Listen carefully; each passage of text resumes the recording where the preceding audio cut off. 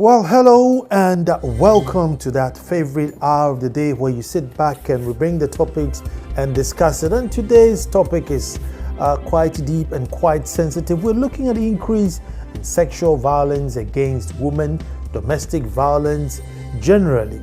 And even though the topic says increase, I want to ask myself, is it increase or is it just that we are bringing the awareness? Has it always been there and we are bringing the awareness now, or there is an increase?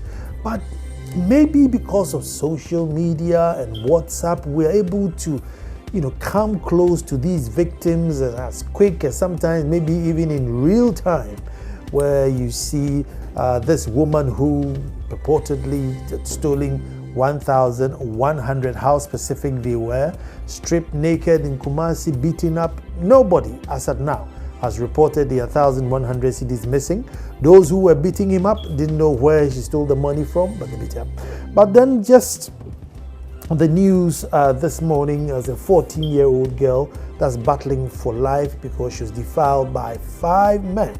After that, they strangled her, threw her in the stream, hoping that she would die, but she's not, but still on tenterhooks, hoping to survive, basically. But why is that?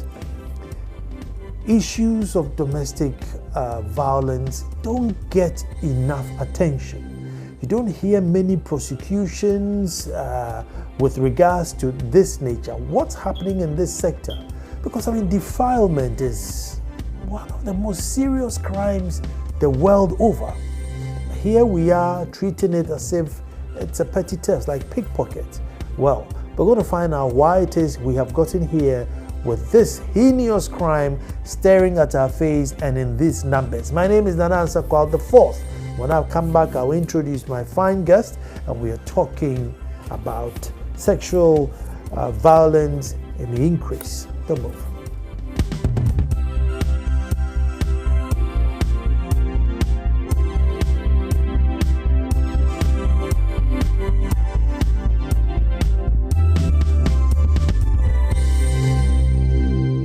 Thank you very much for staying. My guest tonight, Superintendent Owusu Atreme, Deputy National Coordinator for DOPSU. Who else talks about this thing other than DOPSU? She sees it every day, she breathes it every day, she documents them every day, and she's going to give us an insight of what actually is happening. Why aren't defilement and rape cases, in the headlines and in the forefront? And why aren't people being convicted left, right, and center? What's happening there? But let me say thank you very much for coming. Thank you for having me on the program. Very good, Superintendent. And I think my first question to you would be, why are women sort of the target? Is it just because they are the weaker sex? In terms of physically weak, it's just that, or is it that maybe they're nagging too much? Thank you very much, Nana. I would like to say good evening to your cherished viewers. Nana, it's a good question to ask. It's a question we ask ourselves to adopt, why women are being targeted. But if you look at our cultural setting, from time immemorial, it's like a woman had no voice to some extent. So, and a woman must be submissive to the husband. And so in the home, what the man says is final. A man chooses to go out and come in as and when he wants, and a woman cannot do same. Because if you do same, you are tagged as not being submissive, you are tagged as being disrespectful, and the whole family, no matter what. And then the prostitute, the prostitute will start coming out. Exactly. So it is how we perceive ourselves, how men are perceived. A man can do this, it's okay. A woman cannot do this. So it has to do with our behavior, our cultural, societal practices that is causing these things. Let's watch this, a little story about the 14-year-old girl that's battling for her life after going through an ordeal of being sexually abused by 5 men, 14, very young. Let's see what's. Police have arrested 25-year-old cobbler and ex-convict Yaprekon, as well as a driver's mate, Mohammed Adamu, in connection with the case. Police have also launched a manhunt for 3 other accomplices identified as Junior, Audu and Safo. Both Adamu and Preko have been speaking to JoyNews few days after Nkawkaw Magistrate Court remanded them into police custody on defilement and conspiracy to commit crime charges.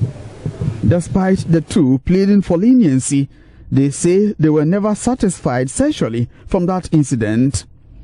The 2 suspects narrated a plan to kill their victim and dump her body in the Trado stream.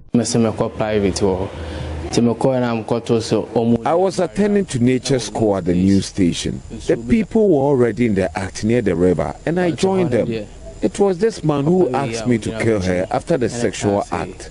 Though I resisted initially, I strangled her until she became unconscious and left her in the stream. I was not the last person to have sex with her. I was in fact the third. I remember the girl pleading with us to stop, but we didn't stop. But immediately I finished my turn, I left her with the other boys. I can't really tell how many minutes I spent with her. Honestly, I wish I had another chance because I was not satisfied. I did not experience ejaculation during the encounter, so I did not enjoy it fully. It's because the guys joined in whilst I was in the act. The victim was, however, saved by a good Samaritan. Doctors at the Holy Family Hospital treated and administered some HIV, pregnancy, and hepatitis preventive treatment. They say the victim's hymen was absent. Her grandmother has been looking for support to treat other complications arising from the incident. She tells JoyNews her daughter's condition keeps deteriorating. Mojano neba timi bapa efri nase moja efri nase omunso wose na ya ase na ne yem. She keeps bleeding profusely from her private parts. She complains of abdominal and stomach pains all the time. For some time now, she has not been eating. Please give us forms to be sent to the hospital, but that is not enough. Sa police my forms, all my forms no mo de call hospital nti or omo ye hu ni ma nyina na de bae. Well, as gory. Superintendent, you are an expert. I mean, I don't know, normally I'll be filled with a lot of rage, but I don't know, the guys, quote and unquote, don't seem normal to me. I don't know. Oh, it's normal. Sometimes, of course, ignorance of the law is no excuse. So sometimes they feel there's nothing wrong with what they do. And so people are doing it. They know of people who've done it and probably gotten away with it. Either it was not reported or probably it was reported, there was no evidence to carry it through to the court. So they think that they can do it and get away with it. But I mean, to be in handcuffs and lament about whether, look, I didn't finish, I would have wanted another 10, I squeezed his neck. I don't know. I mean, it's because he is ignorant. It is not an excuse. He is ignorant because if he's aware of what he's getting into, the fact that it's a serious crime and he'll be looking between 7 to 25 years if he's convicted, he wouldn't be saying that. But it's because he feels that there are times people come to the DOFSU and when you're interrogating them, they tell that, oh, madam, I just pushed just a little, didn't go very deep. As if the slightest push brush is not a crime. The law is explicit. I mean, the slightest penetration, it's amount to common knowledge and it's an offense. So you wouldn't call, the psychiatrist for this person? Well, I'm not a psychiatrist, so I'll leave it to the psychiatrist. But no, I mean, if this guy approached you, you see, when I was listening in the morning, I was thinking two things. That either he's genuinely mad or he's being coached by his lawyer to act mad so that they can plead insanity. Well, pleading insanity, there's a process you have to go through. And you cannot just plead insanity and get away with it. And you have to prove to the court that you are insane, and you have to go to a doctor has to come in and all that. So you cannot just go to court and say, I am mad. I mean, that people will be going around committing crimes and get to court and say, I am mad, and then they get away with it, or they are convicted as on grounds of insanity. For me, watching them, I think that it's a just pure wickedness or just ignorance? Ignorance. They are probably not aware that what they are doing or what they have committed is a crime, because he said he didn't have any ejaculation, as if you need to have it before the crime is committed. No, even if you don't have any ejaculation but there's some slightest penetration, the offense has already been committed. I mean, even witnessing and don't report a crime, you in trouble? Yes. Well, it depends. It depends. If you are aiding and abetting, that's a different thing altogether. Well, if you are aiding and abetting. It's a very sad thing, but I don't want us to just base domestic violence just on this 14-year-old girl. I want us to look at the broader aspect of it, because is it on the increase, or are we being aware of it now? Which is which? The statistics is on the increase. Sometimes you have some slight downwards of the statistics. Sometimes there's a reduction, but it's generally on the increase. And for now, we can only say that it's because a lot more awareness is being created. People are becoming more aware of their rights as individuals, so they tend to report more. Even though there are some cases that you hear of that are never reported. And no matter how hard you try to get the complainant to report the case, they still are not doing it because of one reason or the other. So let's say for the month of February, you're in charge of crowd before you go. So you have records for February? Yes, I have some records for February.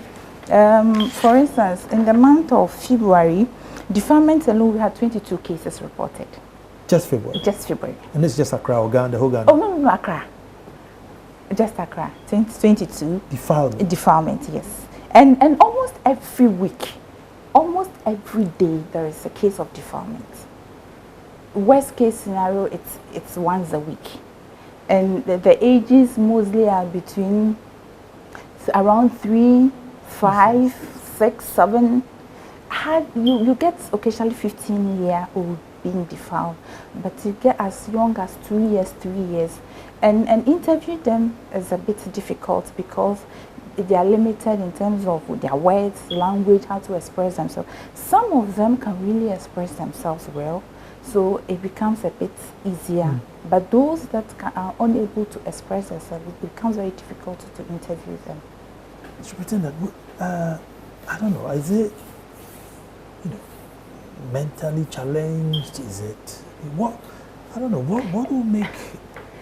Well, maybe I'm a bit naive on that side. No, it's a crime. It's just like any other crime. It's a crime that's being committed by normal people. Crime. Yes, some people do it for various reasons. Some, when they come to the police station, we interview them. Some tell you that it's for spiritual purposes. Wow. Yes, some are for spiritual purposes. Some too, in the heat of the moment, maybe doesn't want to spend on other adults, so then they look for a cheaper way out. See, I'm not saying it's right, but you can see a 15-year-old girl who may look 20 because of her features and everything. It's still wrong. It is. But 6, 3, and that. I mean, how do you? I mean, when somebody approaches you, how do you deal with such a person? Oh, we take them through the normal procedure. We do the interrogation. We interview the child either in the presence of a social worker or in the presence of the parent or one parent. And then afterwards, taking the statement, then we interrogate the suspect. Most of the times they deny. Most of the time they deny. But then we are able to gather circumstantial evidence, and then we proceed to court, and we do get conviction. Are you not being hard on them? I mean, 22 in February alone. I mean, that's nearly one a day. Yes, it is. It is. And that's those that reported.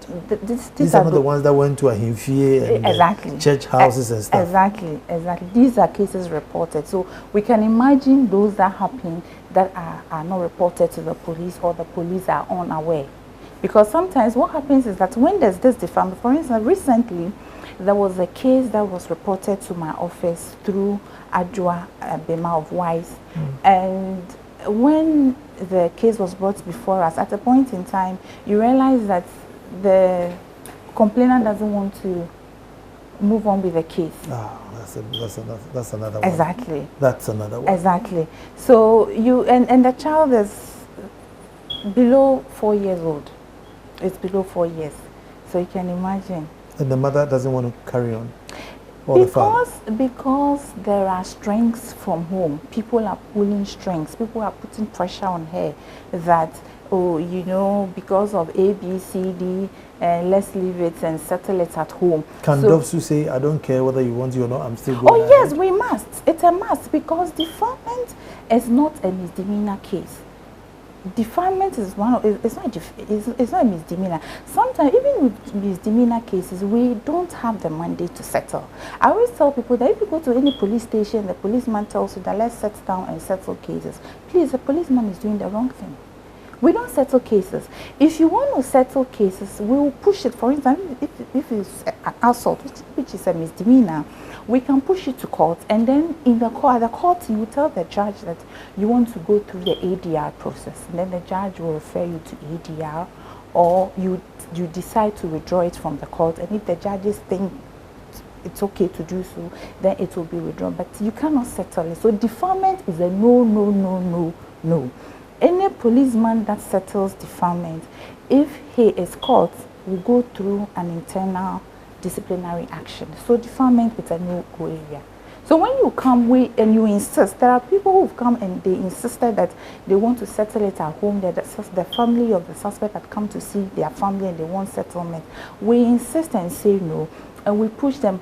If we are fortunate to have gathered enough evidence at the time they came in for settlement, then we push the case to court. But sometimes they come and the initial stages, sometimes they don't even go to the hospital. When you tell them, oh, and they have to pay for the hospital bill, unfortunately. For now, they have to pay for the hospital bill. If it's a child, we write to the police administration, hospital, and then they will do the examination for the child for free. And we are lucky because police hospital is in Accra. We are police hospital in Accra. So anytime there's a defilement, a child has been defiled, we go through that process to get medical care for the child. I think there's a recent court case. Yes, there's a recent court case that it's Martin Kebu. Yes, yes, on the domestic violence fund. Yes. So and then we will get, but sometimes we are unable to get prosecution. We are unable to go to court because the complainant and the victim disappear sometimes. When the police is not yielding. But if we have gathered the needed evidence that we need and the suspect is in our custody, we proceed to court.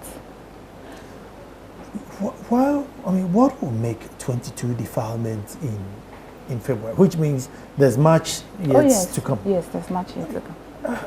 I was expecting one in February, and one is too much, but I was expecting, for how serious it is, you know, one. Just one, yeah. But 22, it's everyday occurrence. Yes, it is. It's an everyday occurrence. What are we not doing, or what are we doing wrong?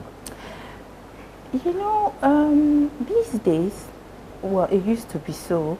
There's so much pressure on parents. And so sometimes when they are going to work, they tend to leave their children in the care of men or people that they really don't even know very well. They will assume they know them. For instance, these things happen mostly in the compound houses.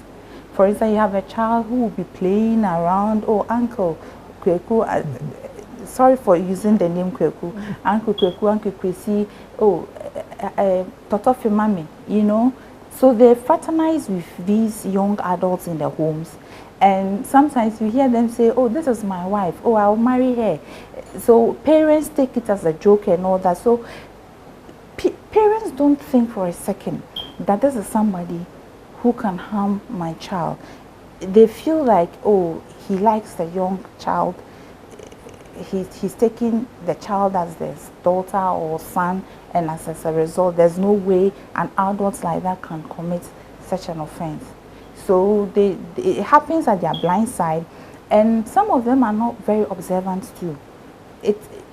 it maybe takes time. Maybe the child gets sick, they go to the hospital, then they are told that there is a possible defilement. Let me go to the phone and speak to Irene Abochi-Nyahe, who is a director, legal assistant, Network Ghana. And what she does is basically fight for, women who, can't afford a lawyer. And she's in there to fight. But I want to say, how many can she fight for? But let's see all the challenges that she'll go through. Hello, Irene.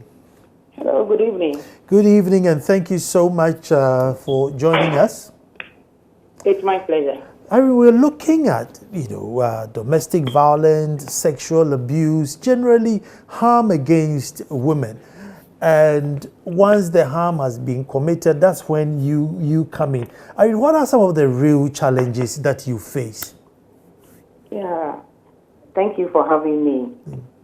The most common challenge will be the financial aspect.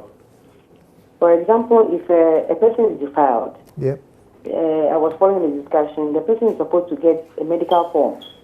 That is the first evidence that will be established. And the moment they land in the hospital, they are expected to pay about 1,500 Ghana, it's about 1.5 million for the medical officer. That's 150. 150, yeah. Wow. That's about 150 Ghana cedis. And look at an average person. Where would that person get the money from?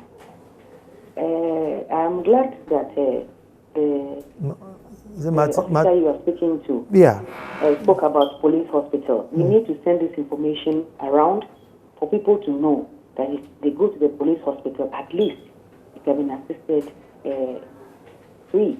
But any other hospital you go to, you have to pay 1.5 million. Some of them, they don't have the money, but they need the medical form so that they can take the next step. Let's even assume that they have successfully obtained the medical form. The next step is to get the frustration within the institution itself, where maybe the officers, if they are not lucky enough to land in the hands of an officer that takes these cases seriously, they are not treated fairly.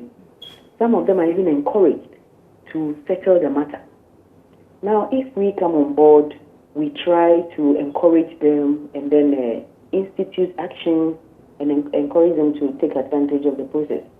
Another challenge that we face is the victim's unwillingness to pursue the matter because of what society will say, what the family members will say, that, they'll be pointing fingers. This is the girl that was raped, or this is the girl that was defiled.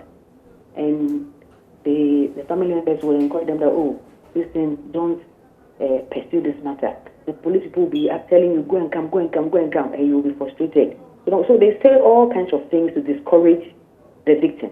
And some of them, when they hear about court, they get frightened.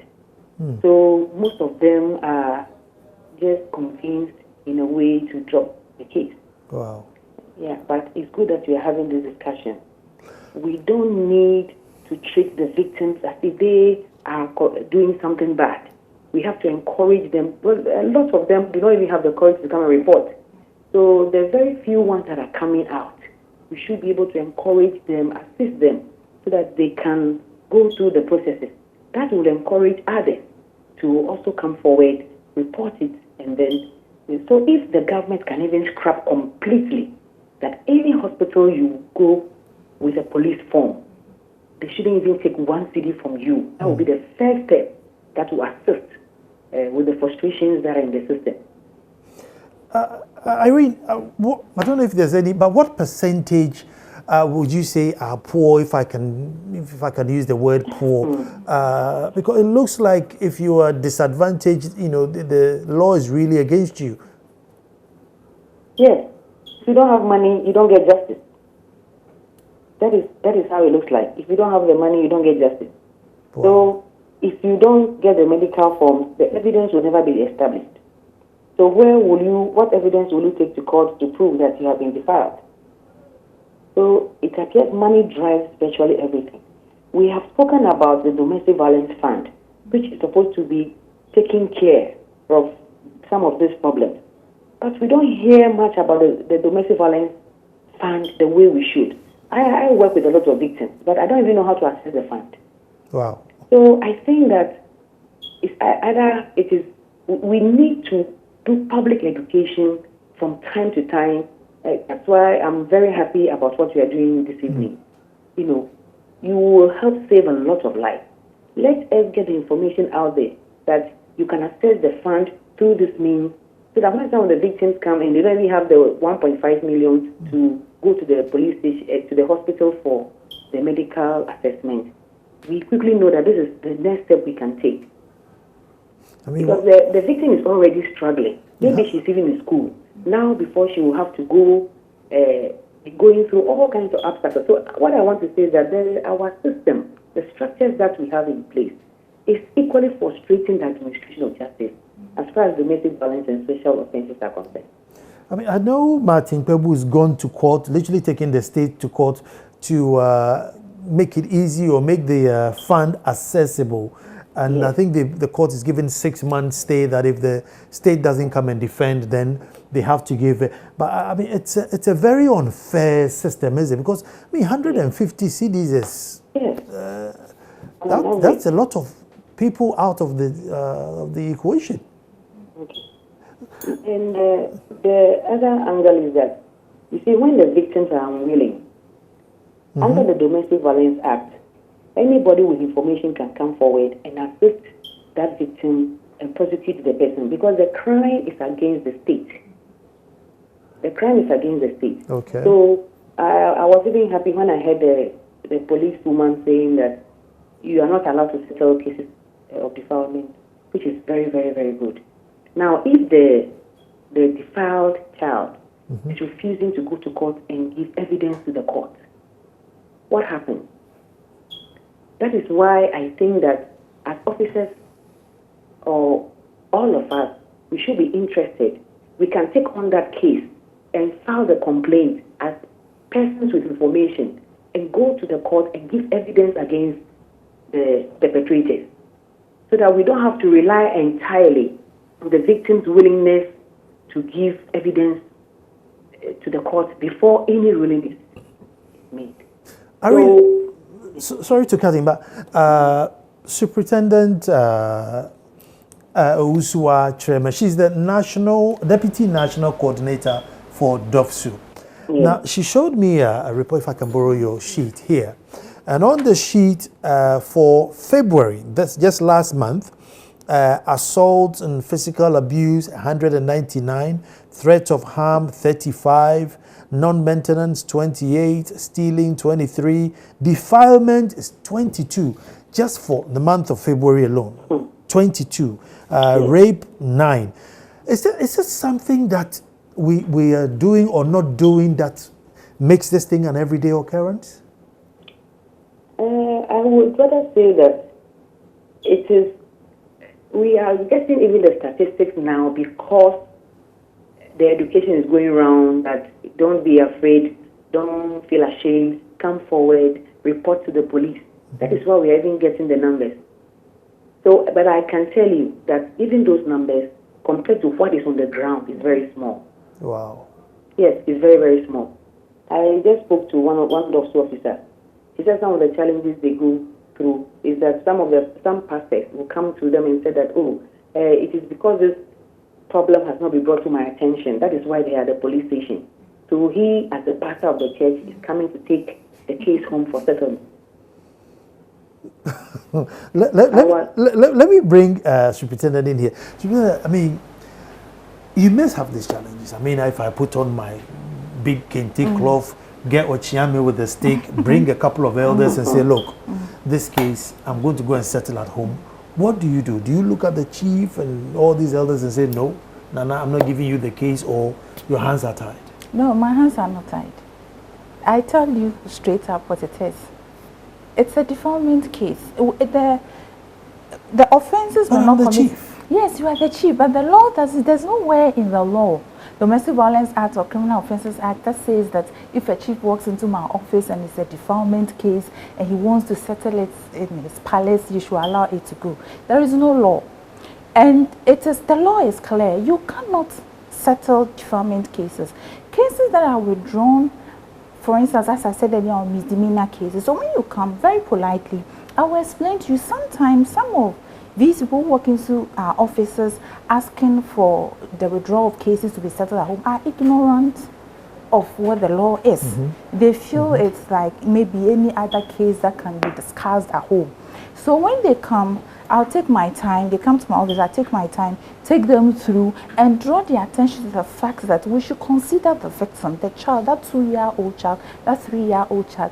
Can we imagine the psychological bruise that will live with the child for the rest of her life? And she becomes an adult and she puts up, or she has some behavior or character traits, and you don't seem to understand and say, oh, this character is not in my family. You have no idea that that experience that she had as a child psychologically affected her.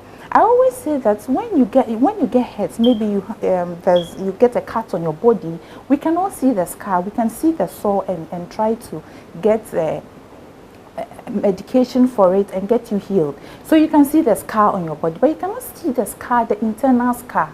And internal scars do a lot of damage than what we can see. So this is a 2-year-old child. She's unable to talk to you. She cannot express herself to you that this is how I feel. So we try to draw the attention to the fact that we should consider the child and the psychological effect of the child. And this is the time, the child has no voice at this time. We, the adults, we have the voice. And we need to use the voice in favor of the child. You can't, a child has no voice, technically. Yeah. It's voiceless. We need to fight for justice for them. So how do we want to, when we look back 20 years, 10 years, to come, how do we want our children to see us? That at the point in time they needed justice, and what did we do? We turn our back on them. What kind of society do we want to build in future? What kind of children are we bringing up to take after us? And these are some of the things that we need to take serious. We have to have a serious discussion about issues of violence against children. It's a very crucial issue because that's a child who needs a lot of attention. Hello, Irene. Yeah, I want to ask the officer. Sure. That if a child, let's say if a victim is unwilling to cooperate with the police and give evidence, what happens to the case? Sometimes the case, we take the case to court, all right. It depends. For instance, when the case is reported at police station and there is no medical form, which is very crucial. You don't have the medical form, you don't have the suspect, you don't have the victim. On what basis are you making the arrest?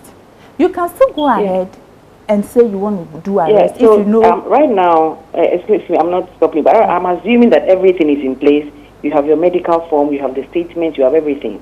But the victim at a stage is just unwilling to support the police and go to the court and give evidence to establish the case. Okay, we still take the case to court. But at the end of the day, most of the time it is strikeout as want of prosecution. I have some of the statistics here. We have cases that we send to court and it has been struck out as want of prosecution because the victim is not coming, is not showing up. So the court strikes it out. That is where my concern is. My submission is that per the Section 6 of the Domestic Violence Act, we should not allow the case to be struck out for want of prosecution because the Act allows people with information about the abuse, they can also go and give evidence to that effect. Yes. So then there shouldn't be any absence of the victim not willing to give evidence. You have all the information. So I think that as officers, we shouldn't just throw our hands in the air and give up just because the victim is unwilling to mount and give evidence. Yes, but if we can rise up, if we can just rise up and have this attitude that whether the victim comes or not, we will do the prosecution, we will go to court and give evidence, and any officer who has the information can also quickly file the complaint as a person with information, which will clothe that person with that capacity to sit instead of the victim and give evidence to the court against the perpetrator. I think if we should all move to that direction, we will make a headway in administration of justice. I agree with Irene, but you see, there are some information that is in the preserve of the victim. So it will be difficult during cross-examination for you to speak to issues that happen to the person herself. So maybe, yes, in some areas, yes, maybe you can talk about, you can go to court, but when it comes, for instance, rape, maybe describe the act. How did it happen? Because in court, they are asked to describe what happened. Yes. So that's good. Pardon me. But by the time the investigator is done, the investigator should have all this information on record. And that is the information that is coming to you. It's always on record, yes. Yes. So then what investigation have you done? If by the close of the case, you don't even know how the thing happened. It's always on record. Yes. So the excuse that I don't know how the thing happened will not arise here, because you have all the information that you can use, in the court.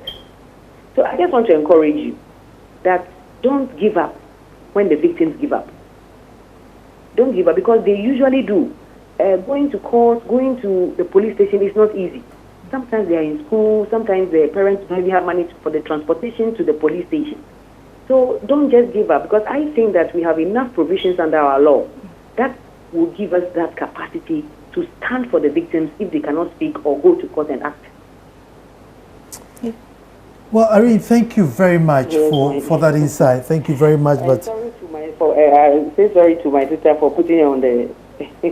Oh, she's fine. She's a lawyer. I didn't introduce her as well. She's a lawyer, so she can stand here. Oh, yes, I'm fine. I'm fine. Thank you very much. I'll come to her so that we join forces. No problem. You're welcome. I'm sure she could need that help. But, Superintendent, another thing, moving away from, you have evidence, you're taking somebody to court, and this is a case where, man has beaten the wife. The wife says, look, forget it. I don't want to pursue it anymore. Maybe he's really beating her up. Maybe this is the third time. The woman is saying no. You're saying no, I'm still going to prosecute the man. They got 5 children. He's the breadwinner. There's you, Mr. Good, Prim and Proper, or Miss Good and Prim and Proper police officer. So you go and jail this man. Then what?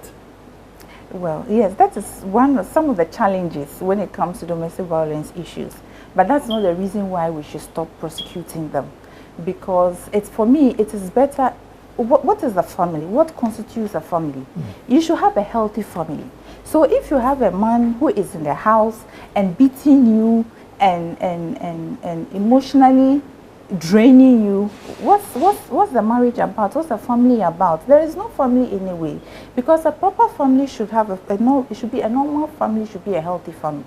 Of course, there are disagreements here and there occasionally in every relationship, in every family setting, but it's the degree to which it goes. You can disagree in a more in a positive way and still move on in the house. What happens is that for us, we cannot still say because it's a husband and we jail the man and then the wife and the children, what happens to them? So we cannot go on. It's an offense, and the law didn't make an exception. The law didn't say that once it's the husband, he is excused from being jailed. He will have to be. I think that but the law is not providing for the wife and children that's going to be left behind. Putting the woman in such a difficult, make such a difficult choice. Yes. And after the prison, do we carry on marrying, or is that a divorce? Oh, most of them it ends up in divorce. I mean, and normally cases, the good side somehow with the prosecution is that, not somehow, but the flip side is that when they go to court, they have the option of going to ADR. When they go to court, they can tell the judge that they want to settle their matter through ADR, and the judge will make the recommendation, and they go through the ADR process. And sometimes they are able to settle their issues and go back home and live happily thereafter. If they are unable to, and there's another, and sometimes they are convicted, maybe they are given a fine, maybe they are fined, and they are asked to be of good behavior. They sign a bond to be of good behavior. And then when they come back again, second time for another abuse, then that one, it's a jail term. So we don't have a provision where they say when your husband is jailed, the state is going to give you this or that. So that's why we are having these discussions. Maybe it's time we look at all these things from a broader perspective, that when we jail husbands, when we jail wives, what happens to the children afterwards? How are they catered for? I mean, what has the state got? What can the state do for these children? I mean, it's good we have these discussions so that we see the way forward. But for now, once the person is jailed, that's it. I mean, I know Angela has got ARC Foundation, and she'll shelter a few women, but you know, how many women can she shelter? Exactly. I mean, if with the numbers on your your sheet for February, she need 25 ARC foundations to start shielding all these women. It's not as simple as it is. No, it is not. It is not. It's not simple, and that's why it makes it difficult for us, because sometimes they look at all these things. For instance, the man is a breadwinner. Assuming the man is a breadwinner, and he is going to be jailed, what happens to me as a woman? What happens to my children? So in that context, and then family pressure, the fact that, oh, you've jailed our child, you've jailed our uncle, you've jailed our son, all that pressure comes to bear on the woman, and then the woman comes to the police station and says that, you know what, I'm not working now. Some are working though, and they still come and withdraw because of some other reasons. I'm not working now, I need support for my husband. So if you jail, I remember, just to chip this in, I remember there was a case of defilement that we handled. The child got pregnant and the case was sent to court. And before we went to court, the lady said she didn't want the case to go to court. And so my prosecutor came to inform me. I said, no, it has to go to court. So we don't get to choose which cases go to court and which doesn't, unless there is no evidence. And once there's evidence, it has to go to court. So they took the case to court. The young lady came to court. The child actually came to court and said that, I mean, if you want to jail him, who takes care of my child for me when I deliver? So these are some of the instances. We should have something in place for such children, such people who go through domestic violence and their partners or those they depend on are being jailed. We should have some form of support for them so that it will encourage them the more to follow up on their cases. But what can we do to reduce it? Particularly defilement. What can we do to reduce it? Create more awareness? Create more awareness, and parents should be more conscious of who they leave their children with. They should be very more conscious, because some of the defilement cases that we have, they leave their children with adults. Some you have teachers defiling them at school, and sometimes to compound houses. Maybe the mother leaves very early in the house, early in the morning, and comes back home late. So she goes to leave the child with somebody in another compound house, or if it's the same compound house, she leaves the child with a tenant, a co-tenant, and she comes back home tired. The child might be sleeping. So maybe it might take maybe one weekend that she's not going out, and then she decides to bath the child, and then she detects that, there's something. Sometimes some of the kids, one of the ways they get to know is that when you want to wash their private part, they tell you, no, I want to wash myself, And the mother begins to be suspicious that, I've been washing for you every day. How come this time you don't want me to be washing for you? And then they begin to be suspicious. They go to the hospital, and then one thing leads to the other. Let me go on the phone. We have Angela Jobnabuaji, gender activist and director, CEO of ARC Foundation. Hello, Angela, and welcome. Hello, your voice is low. Let me raise my voice a bit. Any better? Yes, it's better now. Good. Angela, we are discussing an issue right in your jurisdiction, or right up your alley, which is gender violence. Gender violence. Just trying to find out, is there anything we can do to create more awareness, education, so that it comes down a bit? Because I'm looking at some statistics here, and it looks like it's just everyday occurrence. It's normal. Well, yeah, it's one of those things that society normalizes. Till, people rise and say, no, this is a crime, this is against human rights of people, this is something that should not be tolerated, and people should, not do this and think they can get away with it. So there's a lot that needs to be done when it comes to gender-based violence, because it's one of those things, or one of those crimes or behavior that is almost normalized in our society. And I mean, what are some of the things that we can do? I mean, is this either jailing the perpetrators or educating the children? I mean, where should we target? It's a number of things. You know, I always say the 4 P's. 4 P's, as in ABCD to P. Huh? 4 P's that you need to put in place as a nation or as a state if you want to succeed in working against gender-based violence, which is endemic, by the way, in many countries.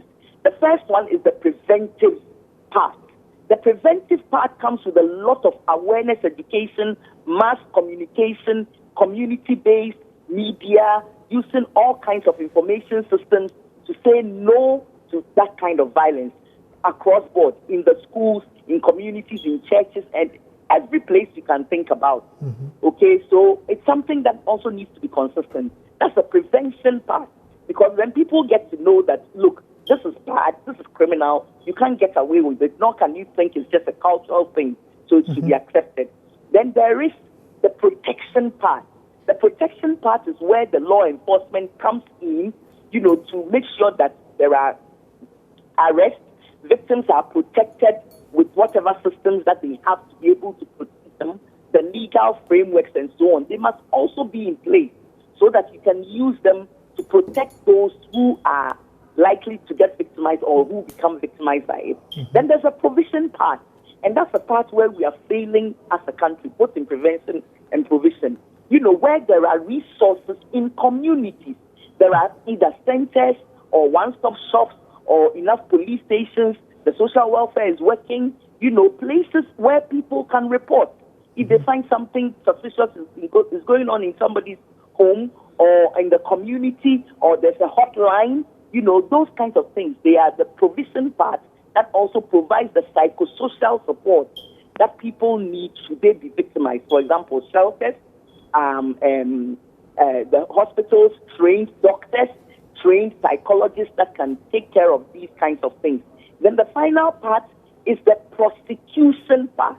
And that's one we are failing big time. Because even when there are 15,000 reports in any year, prosecuted cases that don't even come up to 5%. And then convictions are less than 1%.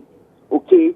So the prosecution part is also an important part because that sense across the message cannot be done and you get away with it. The impunity broken. Without these 4 P's in place, in any country, it's very difficult to deal with gender-based violence. So is this society, maybe media, you and I, that would agitate for, provision, prosecution? How do we attain them? Who get?